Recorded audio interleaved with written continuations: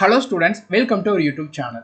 OBC சர்டிஃபிகேட்டுங்கிறது central கவர்மெண்ட்டோட competitive எக்ஸாம்க்கு ப்ரிப்பேர் பண்ணுறீங்க அப்படின்னா கட்டாயமாக உங்கள்கிட்ட இருக்க வேண்டிய ஒரு டாக்குமெண்ட்.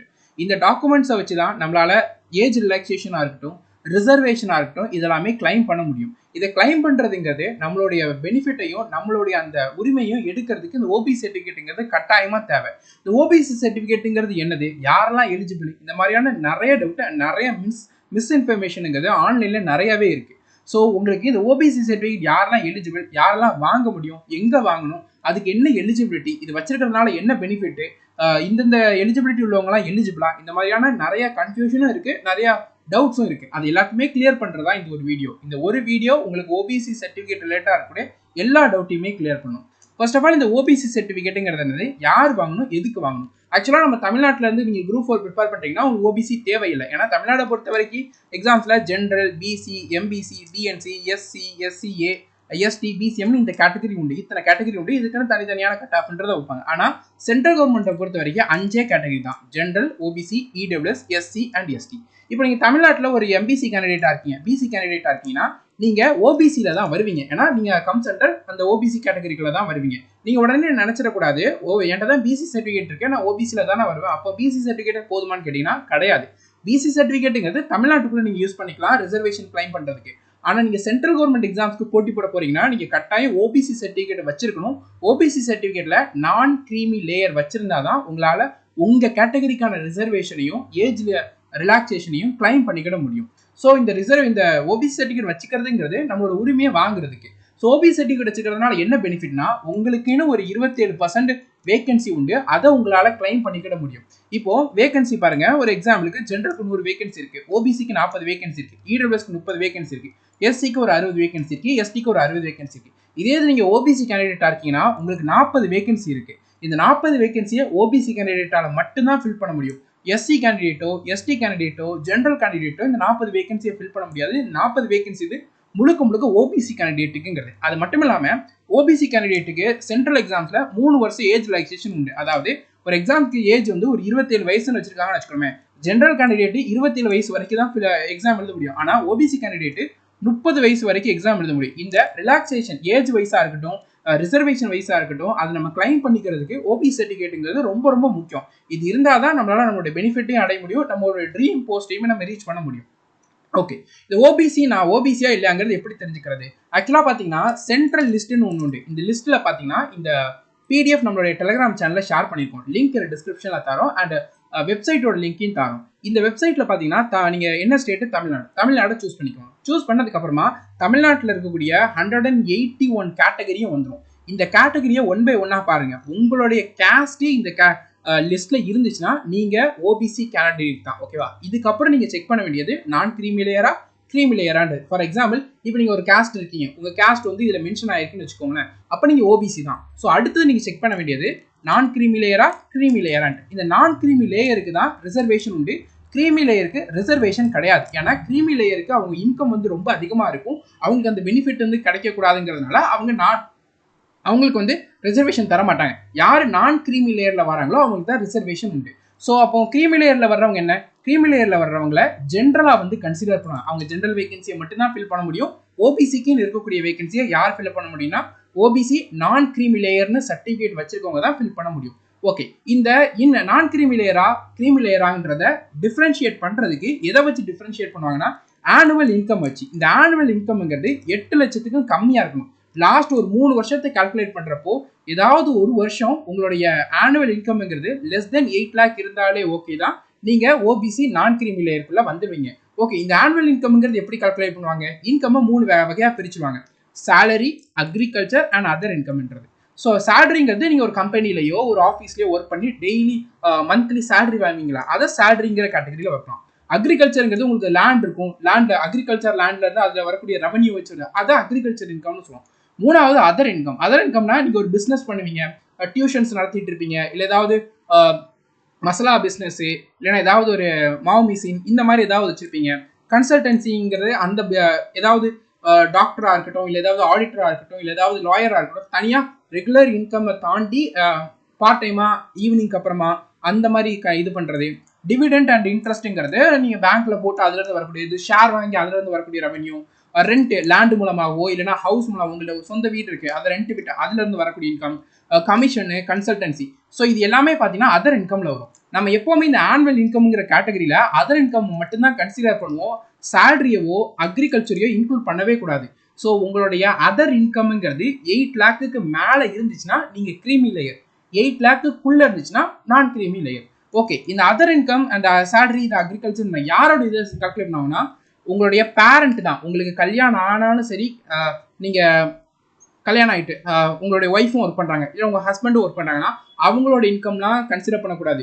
எப்பவுமே இந்த நீங்க கிரீமி லேயரா நான் கிரீமி லேயரான்றதை எதை வச்சு டிசைட் பண்ணுவாங்கன்னா உங்க பேரண்டோட இன்கம் வச்சுதான், பேரண்டோட அதர் இன்கம் வச்சுதான்.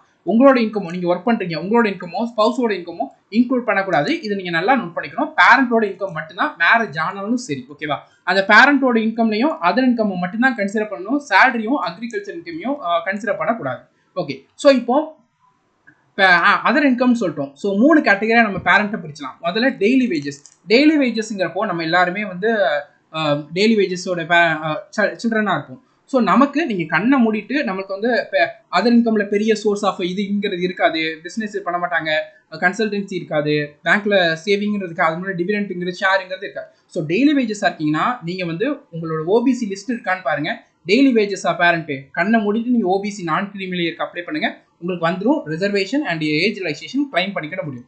பிரைவேட் எம்ப்ளாயா இருக்கீங்க, பிரைவேட் எம்ப்ளாய்க்கு நிறைய நான் சேலரி வாங்கிட்டு இருக்காங்க பேரண்ட் அப்படின்னா ஒன்றும் இல்லை, அதர் இன்கம் மட்டும் செக் பண்ணுங்க. அதர் இன்கம்ல லெஸ் தென் 8 லேக் இருக்குன்னு வச்சுக்கோங்களேன்.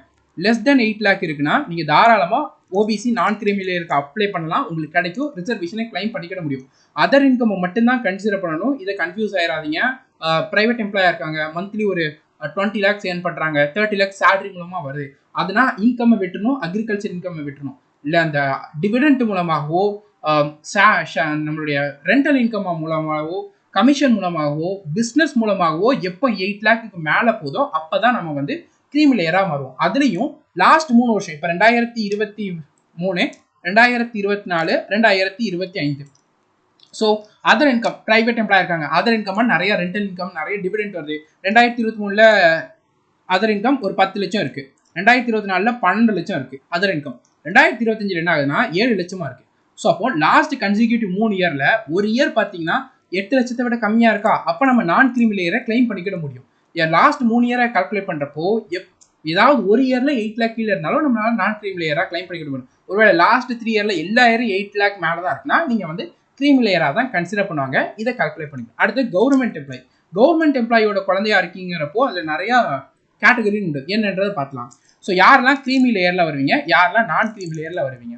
ஸோ கிரீமி லேயரை ஃபர்ஸ்ட் பார்க்கலாம். உங்களுடைய பேரண்ட் உங்க ஃபாதரோ மதரோ 2 பேர்ல யாராவது ஒருத்தர் டைரக்டா குரூப் ஏ எம்ப்ளாயா வந்து ஜாயின் பண்ணாங்க. அதாவது ஃபர்ஸ்ட் ஜாயினிங்கே குரூப் ஏ தான், ப்ரமோஷனை சொல்லலை, டைரக்ட் ரெக்ரூட்மெண்ட். ஓகேவா?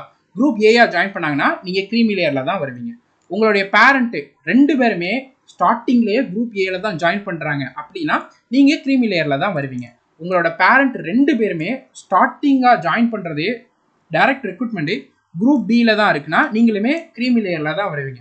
உங்களுடைய ஃபாதர் குரூப் பில ஜாயின் பண்றாங்க, ஜாயின் பண்ணி ப்ரொமோஷன் மூலமா 40 வயசுக்குள்ளேயே ப்ரொமோஷன் மூலமா குரூப் ஏக்கு போயிட்டாங்கன்னு வச்சுக்கோங்களேன், அப்படி கிரீமி லேயரா வருவீங்க. இந்த இது கண்டிஷனுங்கிறது ஒன்லி ஃபார் ஃபாதர், மதருக்கு கிடையாது. மதர் வந்து நான் குரூப் பி எம்ப்ளாயா வந்து ஜாயின் பண்ணி ப்ரமோஷன் மூலமா 40 வயசுக்குள்ளேயே பார்த்தீங்கன்னா அவங்க வந்து குரூப் ஏக்கு போயிட்டாங்கன்னா மதருக்கு இது இதாகாது, ஃபாதருக்கு மட்டும்தான். ஓகேவா? இவங்கெல்லாம் வந்து கிரீமி லேயர்ல வருவாங்க.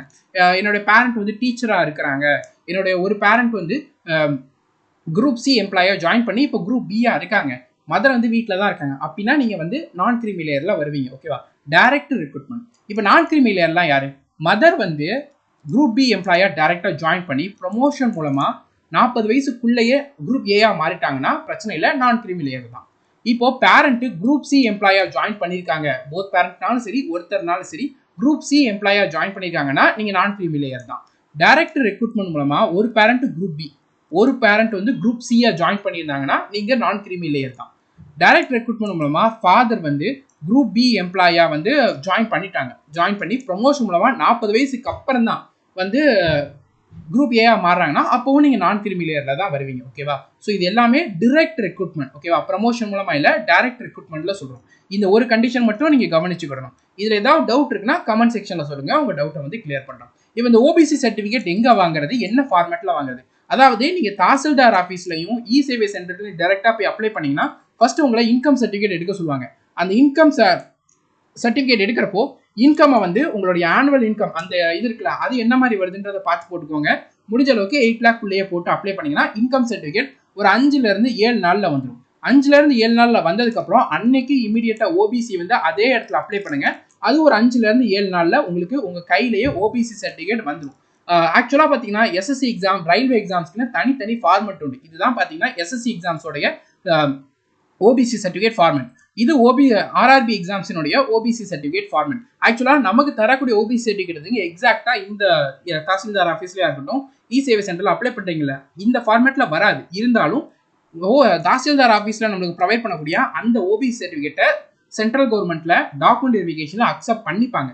உங்களுக்கு சென்ட்ரல் கவர்மெண்ட் ஃபார்மேட்ல நீங்க ஓபிசி வாங்கணும்னா ப்ராப்ளமே இல்லை. நீங்க என்ன பண்ணுங்க, ஓபிசி சர்டிபிகேட் வருது இல்ல, இந்த ஓபிசி சர்டிபிகேட்டை கொண்டு போய் இந்த எஸ்எஸ்சி எக்ஸாம்னா இந்த இதை வந்து 2 பிரிண்ட் அவுட் எடுத்துக்கோங்க. டிஸ்கிரிப்ஷன்ல இதோட லிங்க் ஷேர் பண்றோம், அங்கிருந்து டவுன்லோட் பண்ணி 2 பிரிண்ட் அவுட் எடுத்துக்கோங்க. பிரிண்ட் அவுட் எடுத்துட்டு இதுல இருக்கக்கூடிய டீடைல்ஸை நீங்க ஃபில் பண்ணிட்டு உங்களுடைய தாசில்தார் ஆஃபீஸ்ல போய் கொடுங்க. கொடுத்தீங்கன்னா எனக்கு இந்த மாதிரி தேவைப்படுது, நான் எஸ்எஸ்சி எக்ஸாம் ப்ரிப்பேர் பண்ணிட்டு இருக்கேன், எஸ்எஸ்சி எக்ஸாம்ஸ்க்கு இந்த ஃபார்மேட்ல வேணும்ன்றத சொல்றாங்கன்னு சொல்லி கொடுங்க. அவங்க வந்து ஃப்ரீயா இருந்தாங்கன்னா அன்னைக்கே வந்து தாசில்தார் சைன் போட்டு அதுக்கப்புறம் வந்து உங்கள்கிட்ட விஓட்ட கேட்டுட்டு விஓட்ட சைன் வாங்கிட்டு ஆர்ஐட்ட சைன் வாங்கிட்டு அன்னைக்கு தான் கொஞ்சம் ஒர்க் இருந்துச்சுன்னா ஒரு 2ல இருந்து 3 நாள்ல இவங்கெல்லாம் சைன் போட்டு உங்கள்கிட்டயே வந்து இந்த இதுலயே ஒரு சீல் போட்டு யாரெல்லாம் சைன் போட்டிருக்காங்களோ அந்த சைன் எல்லாம் வந்து இதவே உங்கள்கிட்ட தந்துருவாங்க. இதை நீங்க எஸ்எஸ்சியோடைய டாக்குமெண்ட் வெரிஃபிகேஷன், ஆர்ஆர்பினா இந்த ஃபார்மை ஃபில் பண்ணிட்டு போங்க, உங்களுக்கு தந்துருவாங்க. ஓகேவா? முதல்ல நீங்க இந்த ஆன்லைன்ல அப்ளை பண்ணி வாங்கிட்டு அதுக்கப்புறமா இதை நீங்க போட்டீங்கன்னா தருவாங்க. ஆனா மோஸ்ட்லி பாத்தீங்கன்னா தமிழ்நாட்டில் தான் டிவி நடக்க போகுது. ஸோ தட் உங்களுக்கு தமிழ்நாட்டில் கொடுக்குற அந்த ஓபிசி சர்டிஃபிகேட்டே மோர் தென் எனஃப். சென்ட்ரல் கவர்மெண்ட் ஃபார்மேட்ல எனக்கு வேணும்னா மட்டும் நம்ம சொன்ன இந்த ப்ராசஸை வந்து நீங்க ஃபாலோ பண்ணுங்க. 2 நாள்ல இருந்து 3 நாள்ல உங்க கையில இருந்து ஓபிசி சர்டிஃபிகேட்டுங்கிறது வந்துடும். ஓகேவா? இப்போ இந்த ஓபிசி சர்டிஃபிகேட்டோட வேலிடிட்டி என்ன? ஓபிசி சர்டிஃபிகேட்டோட வேலிடிட்டிங்கிறது உங்களுக்கு ஒரு ஃபினான்ஷியல் இயர், அதாவது 1 ஏப்ரல்ல இருந்து இந்த இயர் ஏப்ரல் 1ஆம் தேதியில இருந்து நெக்ஸ்ட் இயர் மார்ச் 31 வரைக்கும் தான் ஓபிசி சர்டிஃபிகேட்டோட வேலிடிட்டிங்கிறது. ஓகேவா? ஆனால் சுப்ரீம் கோர்ட்டோட ஆர்டர் படி 3 year ஓல்டு ஓபிசி சர்டிஃபிகேட் கூட அக்செப்ட் பண்ணிக்கணும், டிவி இல்லைன்றதை சொல்லியிருக்காங்க. நீங்க இப்போ இந்த இயற்கான எஸ்எஸ்சி எக்ஸாம்ஸோட நோட்டிஃபிகேஷனுங்கிறது இந்த ஏப்ரல் மிடில் இருந்தால் வரப்போகுது. ஸோ நீங்க இன்னைக்கு போய் நீங்க நாளைக்கு போய் இன்கம் சர்டிஃபிகேட் அப்ளை பண்ணி வாங்கினீங்கன்னா எஸ்எஸ்சி எக்ஸாம்ஸோட நோட்டிஃபிகேஷன் வர்றதுக்கு முன்னாடி நீங்க ஓபிசி சர்டிஃபிகேட்டை வாங்கிடலாம். முடிஞ்சா நீங்க சென்ட்ரல் கவர்மெண்ட் ஃபார்மேட்லயே தாசில்தார் ஆஃபீஸ்ல போய் உங்களோட ஓபிசி சர்டிஃபிகேட்டை வாங்கிட முடியும். வேலிடிட்டிங்கிறது இதுதான். ஓகேவா? ஸோ இப்போ எக்ஸாம்பிளுக்கு நீங்க வந்து ஒரு 27th மார்ச் வந்து ஓபிசி சர்டிஃபிகேட் கையில வாங்குறீங்கன்னு வச்சுக்கோங்க, அதோடைய வேலிடிட்டிங்கிறது 31st மார்ச்ல முடிஞ்சிடும். அதாவது ஒரு 4 நாள்ல வேலிடிட்டிங்கிறது முடிஞ்சிடும். காரணம் அந்த 31st மார்ச் எல்லா ஓபிசி சர்டிஃபிகேட் வேலிடிட்டி முடிஞ்சிடும். இருந்தாலும் நீங்க ரினியூ பண்ண முடியாது, ரீஅப்ளை தான் பண்ணணும். திரும்பி இன்கம் எடுத்து அதுக்கப்புறம் தான் அப்ளை பண்ற மாதிரி இருக்கும். So income certificate and OBC certificate வாங்குறதுக்கு நிறைய அமௌண்ட்ஸ் ஸ்பெண்ட் ஆகாது. ஸோ 65 ரூபா. ஸோ 130 ரூபால கம்ப்ளீட்டா ஓபிசி சர்டிஃபிகேட்டை நம்மளால கையில வாங்கிட முடியும். ஸோ எவ்ரி இயர் ஒன்று வாங்கி வச்சுக்கோங்க, அது உங்களுடைய பெனிஃபிட்டுக்காக தான். ஓகேவா? எப்போ நீங்க வந்து சென்ட்ரல் கவர்மெண்ட் ஃபார்மேட்ல வேணும்னா ஒன்றும் இல்லை, நீங்க தாசில்தார் ஆஃபீஸ்க்கு போங்க, கொஞ்சம் அமௌண்ட் கேட்பாங்க, யூஸ்வலாக நடக்கிறது தான், அது கொடுத்தீங்கன்னா அங்கேயே வாங்கிட்டு வந்துடலாம். ஆனால் மோஸ்ட்லி தமிழ்நாடுடைய ஃபார்மேட்டே போதும். சென்ட்ரல் வேணுங்கிறவங்க சொன்ன இதை ஃபாலோ பண்ணிக்கோங்க. உங்களுக்கு ஏதாவது டவுட் இந்த வீடியோவில் இருந்தால் கமெண்ட் செக்ஷனில் கேளுங்க, அந்த டவுட்டை நம்ம வந்து கிளியர் பண்ணுறோம். இந்த வீடியோ நிறைய ஷேர் பண்ணுங்க. ஓபிசி சர்டிஃபிகேட் ரிலேட்டடாக டவுட்ஸ் இருக்கு, எல்லாருக்குமே டவுட்ஸுங்கிறது கிளியர் ஆகும். Thank you and all the best.